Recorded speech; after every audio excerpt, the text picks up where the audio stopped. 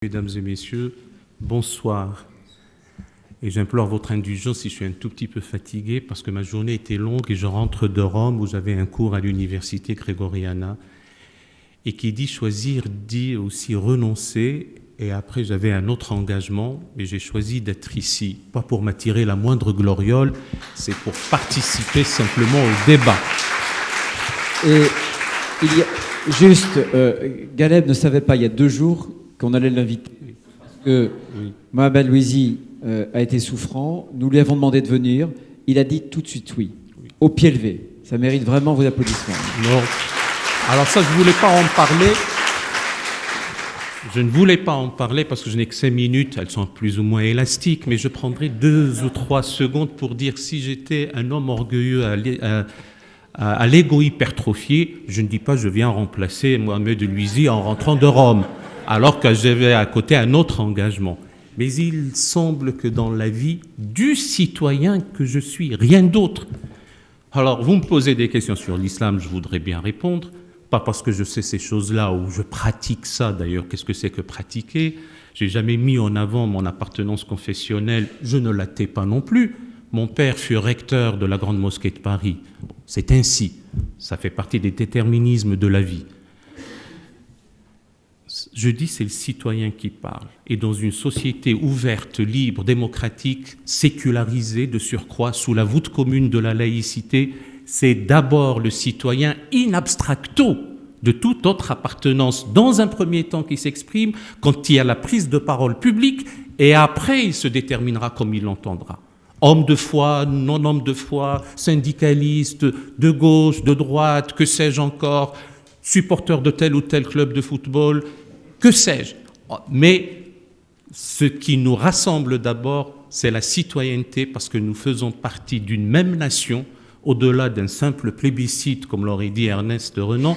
C'est une société solidaire, fraternelle et prospère pour tout ce que nous voulons, au-delà des niaiseries sur le vivre ensemble, ce mot hoché qu'on nous met comme ça en avant.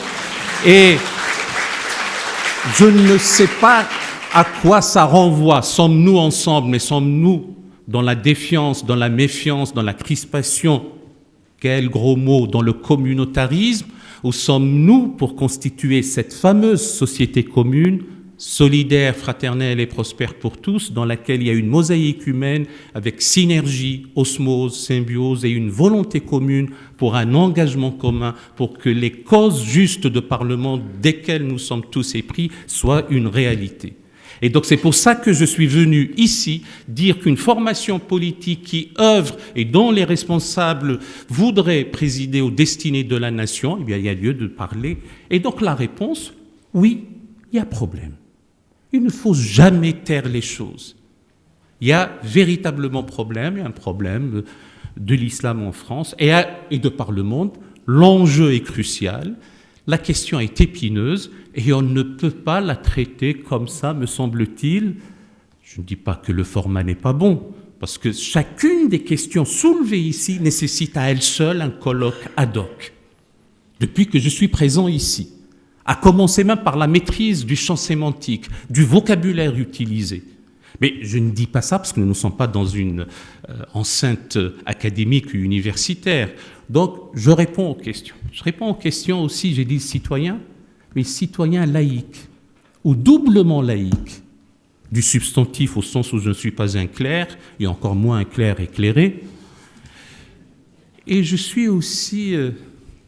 Quand je dis je ne suis pas un clerc, je n'ai pas reçu la tonsure. Enfin, je l'ai reçue peut-être autrement et je la camoufle par coquetterie, ça c'est une autre affaire. Mais je suis aussi laïque de l'adjectif, parce que j'y crois. Comme l'esthète l'est pour l'esthétique, ou le républicain pour la République, ou le démocrate l'est pour la démocratie. Pardon, 1000 fois pardon, monsieur le délégué général, cher Louis, Marie, Leroy. Je ne suis pas sûr que la question de la compatibilité ou l'incompatibilité de l'islam avec la laïcité puisse être posée comme ça. Pour la simple raison que si la laïcité se veut un principe de neutralité, de liberté, un principe juridique, il n'a qu'à s'imposer et se poser avec autorité. Et depuis quand le neutre peut-il être incompatible, ou même compatible, avec ce qu'il est censé réguler la cohabitation? Alors, s'il devait y avoir un quelconque problème, ce serait sûrement du côté de la tradition religieuse islamique. C'est vrai que le mot, encore une fois, est valise. L'islam, de quel islam s'agit-il d'ailleurs? Du Sénégal, de l'Indonésie, de la patineuse bosniaque à Sarajevo, du soufisme, de ce qui est intériorisé dans les cœurs, de cette monstruosité idéologique et religieuse qu'on nomme Daesh. De quoi s'agit-il au juste? Il s'agit d'un fait islamique, d'une chose islamique, d'une problématique véritable. Et je ne suis pas sûr qu'il faille la poser en termes de problématique pour lui trouver des solutions. Il faut peut-être la poser en termes de défis pour trouver les enjeux, des enjeux civilisationnels, des enjeux éthiques, des enjeux politiques pour régler ce problème. Et donc, la question elle-même mérite d'être, j'ai envie de dire, redynamisée et la reposer autrement. Mais je comprends qu'elle puisse être posée comme ça, surtout que notre nation est meurtrie, convalescente, résiliente, traumatisée par des attentats terribles commis au nom de cette tradition religieuse. Et les condamnations seules ne suffisent pas. Les indignations seules ne suffisent pas. Et telle ou telle proclamation de tel ou tel hiérarque chez nous qui dit « halte à l'amalgame », le mot amalgame est un mot arabe, qui témoigne du substrat de la langue arabe, de notre propre langue française. Et qui d'ailleurs, ce substrat est beaucoup plus grand et beaucoup plus important que, j'allais dire, le substrat gaulois. Mais la question n'est pas là aujourd'hui. La question, ce qui nous intéresse, c'est qu'on ne peut pas dire « halte à l'amalgame, ceci n'a rien à voir avec l'islam ». L'islam est une religion de paix, au-delà de la pétition de principe qui est démentie chaque jour. Et je n'ai qu'à voir un arc de cercle qui va depuis le nord Nigeria jusqu'à l'île de Jolo, passant par la Corne africaine, sans m'attarder encore une fois sur cette région du monde qui a vu naître cette monstruosité religieuse, idéologique, etc. Ça ne peut pas être réglé uniquement par telle ou telle condamnation. Le temps s'écoule inexorablement. Donc il faut que j'aille à l'essentiel et que je réponde à la question. Nous avons entendu un de nos anciens premiers ministres dire « il ne faut surtout pas comprendre, parce que comprendre, c'est excuser ». Avec le respect que j'ai pour sa personne, je n'ai jamais entendu quelque chose d'aussi inepte. Qui dit comprendre ne dit pas admettre. Qui dit expliquer ne dit pas justifier. Et qui dit analyser ne dit pas excuser. Essayez de comprendre pour ne pas rester tétanisé à attendre la prochaine attaque. Si vous me pardonnez l'anglicisme alors que je tiens beaucoup à notre belle langue française, c'est d'essayer de comprendre what went wrong. Qu'est-ce qui n'allait pas pour que nous arrivions à cette situation? Et alors on nous répond, en prenant un défini, où j'essaye de répondre, qu'il y a une telle condensation ou une cristallisation de facteurs multidimensionnels ou un enchevêtrement de causes qui vont depuis la lecture dite sociologisante ou sociale, arrivant jusqu'à la lecture théologique, passant par l'approche politique, économique, psychanalytique, millénariste, apocalyptique même pour certains. Chacune de ces approches a sa pertinence propre, aucune d'elles n'épuise à elle seule le sujet. Alors comme nous ne pourrons pas ce soir les aborder toutes en même temps, si je devais en privilégier deux, il y a l'approche sociale ou sociologisante, mais je ne m'y attarderai pas, et il y en a une autre qui est théologique. Or, la théologie n'est rien d'autre que l'intelligibilité de la foi mise à l'épreuve du temps. C'est saint Anselme de Canterbury qui nous a enseigné « Fides quærens intellectum ». La foi est toujours en quête d'intelligence. Sinon, ça nous mènera à l'épouvante, à la terreur aussi. Et donc, dans le sillage de ce qui a été dit tout à l'heure, la question islamique, la religion islamique, l'islam écrit avec petit i ou grand i, est en crise, véritablement. La crise peut être un lieu de salut, elle peut avoir une vertu salvifique, mais elle peut être fatale. Je fais mienne la parole d'Antonio Gramsci quand il disait « Lorsque le passé se meurt et le futur n'est pas encore advenu, c'est dans le clair-obscur que peuvent surgir les monstres ». Et quand est-ce que surgissent les monstres? La réponse est chez Goya. C'est le sommeil de la raison qui fait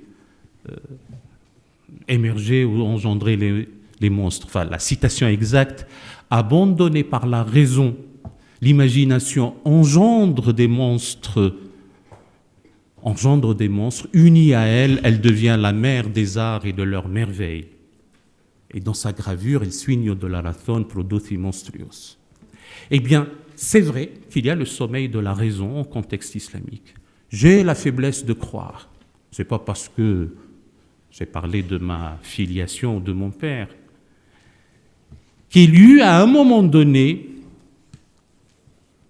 un humanisme d'expression arabe en contexte islamique totalement oblitéré, effacé des mémoires, occulté, insoupçonné même, et il est temps de le réactualiser, pas pour le prendre tel quel, pour le conjuguer avec d'autres apports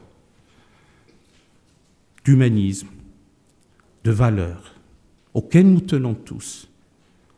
Et l'horizon est l'humain, l'humanité tout entière. Et notre pays, certes, notre population n'est qu'1% de la population mondiale, mais j'ai la faiblesse aussi de croire que nous autres Français avons un message à faire passer ailleurs, y compris dans les contextes islamiques. Et si j'avais plus de temps, je vous dirais quel est le modus operandi, quel est le diagnostic, pourquoi on est arrivé à cette situation. Ce n'est pas pour dire que les arabo-musulmans furent grands, mais ils avaient bâti une civilisation impériale à l'architecture palatiale.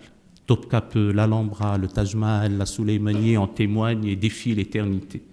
Mais comme je ne suis pas en train de caresser un passé mythique et révolu, et ce qui ne nous intéresse pas, ce qui nous intéresse maintenant, et surtout dans notre pays, avec des accoutrements, avec des comportements, avec une manière d'être qui elle-même marginalise et qui nous gêne tous. Et il y a une focalisation maladive dans une obsession névrotique de la norme religieuse. On dit à une jeune demoiselle à peine nubile, si un garçon voit une touffe de tes cheveux, toi tu vas périr par le feu de l'enfer, et lui il fantasme. Vous vous rendez compte des dégâts psychologiques qu'ils peuvent avoir dans la psyché d'une jeune demoiselle en construction, j'ai envie de dire. Eh bien c'est contre tout cela qu'il y a lieu de s'insurger et le faire avec raison, intelligence, discernement, lucidité, détermination. Je vois pour ma part 3 grands chantiers titanesques. Et nous pouvons les mener depuis Paris, sans parisianisme aucun. Nous pouvons les mener depuis Paris parce que le ciel est plus clément au-dessus de notre tête. Ce n'est pas un programme qu'on pourra mener depuis Riyad, le Caire, ou Téhéran, ou Alger. La situation est dans un tel état que c'est impossible parce qu'il y a domestication, manipulation, instrumentalisation de la tradition religieuse pour d'autres fins que spirituelles. Entre autres mots, un MAUX, et les mots sont nombreux, et les principaux sont le wahhabisme, les frères musulmans, la révolution de Khomeini, le mélange de tout ça, les raisons extrinsèques et les facteurs endogènes qui s'alimentant et s'aggravant nous donnent le problème de l'heure. Au niveau mondial, mais aussi dans cette mondialisation, nous subissons les contre-coups ici. Donc ces 3 chantiers, le premier est celui de la liberté de conscience, de la liberté d'expression, de la liberté tout court. Vous savez, j'aime beaucoup ce vieil adage, cette histoire, on a dit à quelqu'un « Alors, tu aimes ta mère ou ta belle-mère » Il a dit « Ma belle-mère, évidemment, mais ce qu'il y a dans le cœur restera dans le cœur. » Si vous voulez quelque chose qui ne soit pas prosaïque, Épictète, qui était l'esclave était l'esclave de son maître, et à un moment donné, il voulait l'obliger à faire quelque chose, et comme il n'a pas voulu le faire, il lui a mis son pied dans un brodequin en acier. Il dit « Tout ce que tu réussiras pas à avoir, c'est de me briser le pied. » Mais si je n'y adhère pas moi-même au niveau de mon cœur.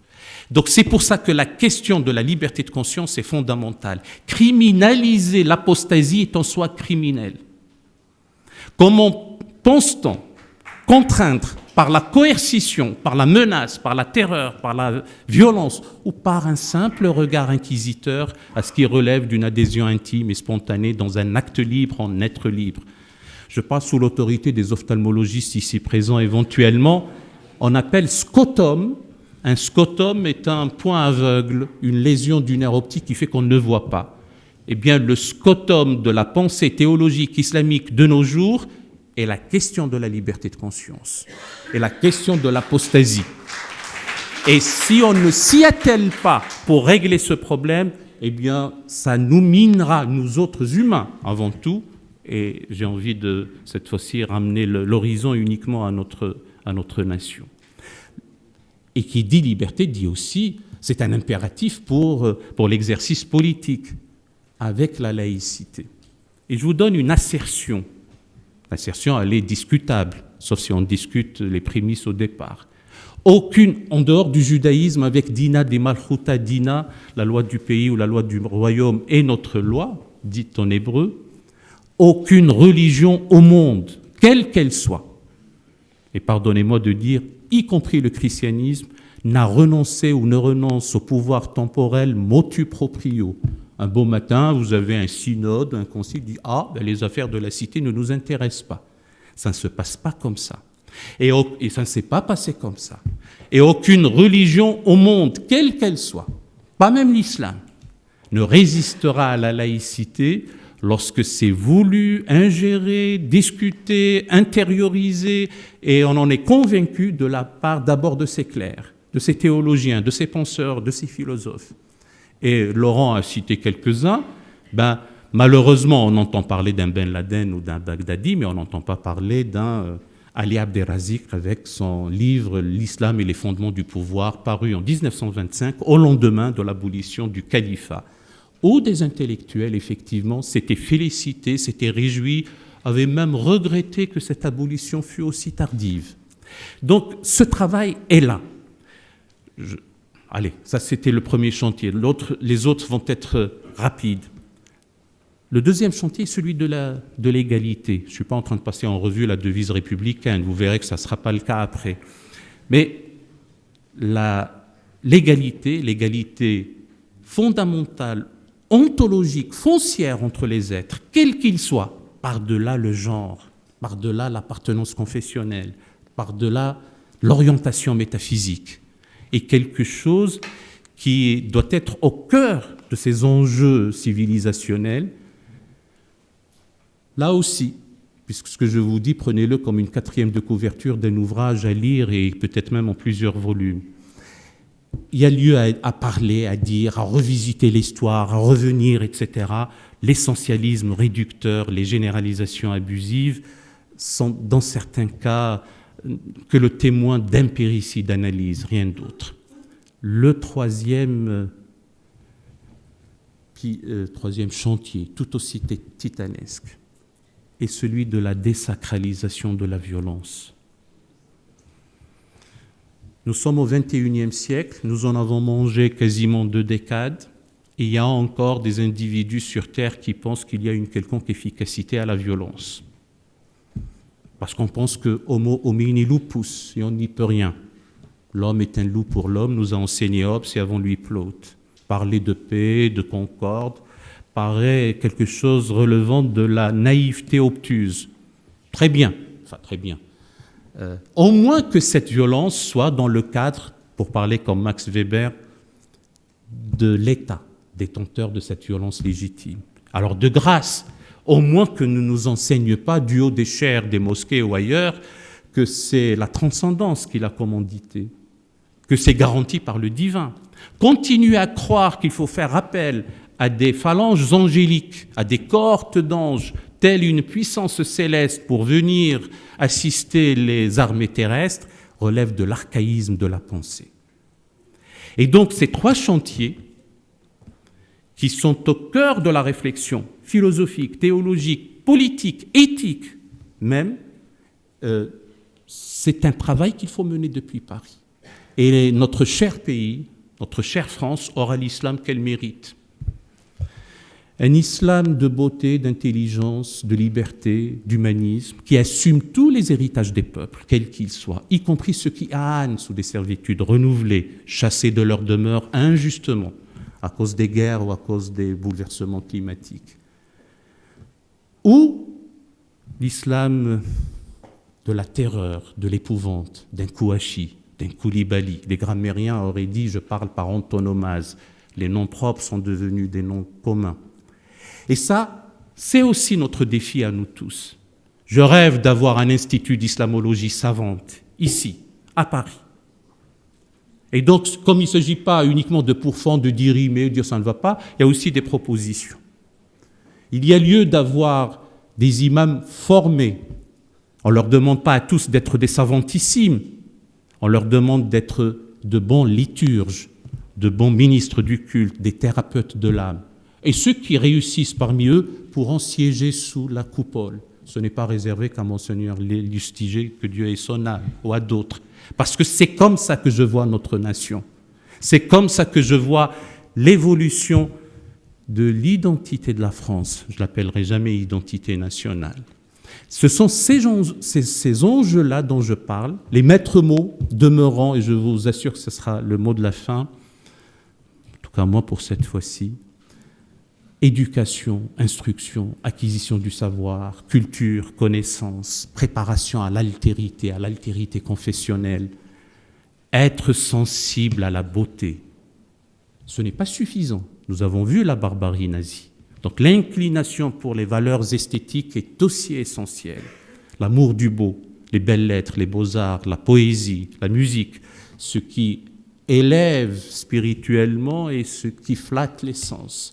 Voilà, c'est le souci de l'homme, la préoccupation de la personne humaine qui nous intéresse. Alors, j'ai commencé en étant citoyen, je finis en étant citoyen. Il y en a d'autres parmi vous.